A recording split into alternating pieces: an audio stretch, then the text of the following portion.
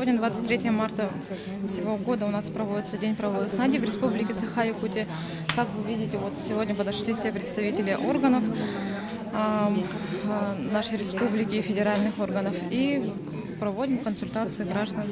Но непосредственно к нам в Государственную инспекцию труда в Республике Саха-Якутия обращаются вопросы, так как в этом году у нас кризис, да, у нас идет массовое освобождение работников, поэтому в основном работники обращаются, и сами работодатели тоже, да, по вопросу сокращения незаконного увольнения, по вопросам сокращения, как бы у нас в трудовом законодательстве нигде нет регулировано, по каким основаниям работодатель может ввести сокращение. Поэтому рано или поздно, если такое решение будет принято работодателем, то это происходит. Единственное, работодатели, они, так скажем, не соблюдают процедуру и сокращение проводится с нарушением трудового законодательства. Тогда уже мы непосредственно проводим проверку как надзирающий орган и привлекаем виновных лиц к ответственности административной. У меня вопрос был в департаменте жилищных отношений насчет программ, какие программы есть. Довольно нормально все объяснили, доходчиво. И сказали, в какой кабинет идти. Да, конечно. Откуда вы узнали про бесплатный консультацию? Я вот случайно узнал. Просто друг позвонил, и вот консультация идет, я вот случайно так попал. А вы какой программой заинтересовались? Пилотные есть, и есть,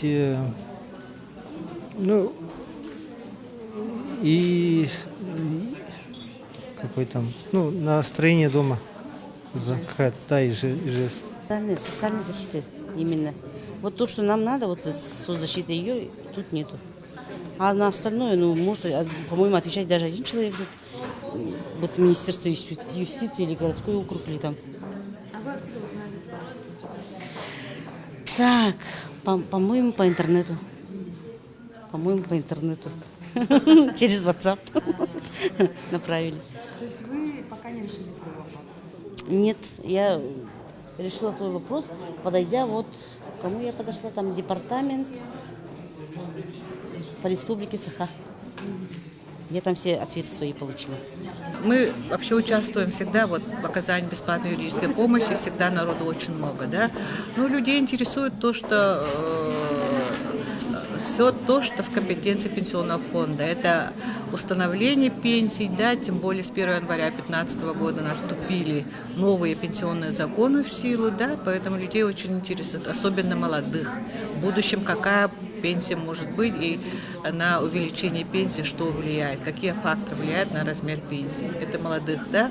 Сегодня уже были 5 человек, интересует людей работа личного кабинета застрахованного лица. У нас такой проект сейчас в опытную эксплуатацию запущен через портал госуслуги и через пенсионный фонд, сайт пенсионного фонда. Да, это интересует. Да, продление проекта «Материнский семейный капитал» интересует, который по закону сегодня заканчивается 31 декабря 2016 года. Да. Естественно, интересует, сейчас в средствах массовой информации пишут же, что возможно увеличение возраста будет, да, 2016 года, такой проект в законе есть, да. Это интересует, конечно. Кроме этого, интересует программа софинансирования пенсионных накоплений, которые, к сожалению, закон уже перестал работать с 1 января 2015 года. Те, кто вступил до 1 января 2015 года, конечно, они выигрывают, да? Но выражают сожаление о том, что этот проект перестал работать. И молодые люди интересуются, куда направить пенсионные накопления, да? Какие негосударственные пенсионные фонды допущены к этой работе. Такие вопросы.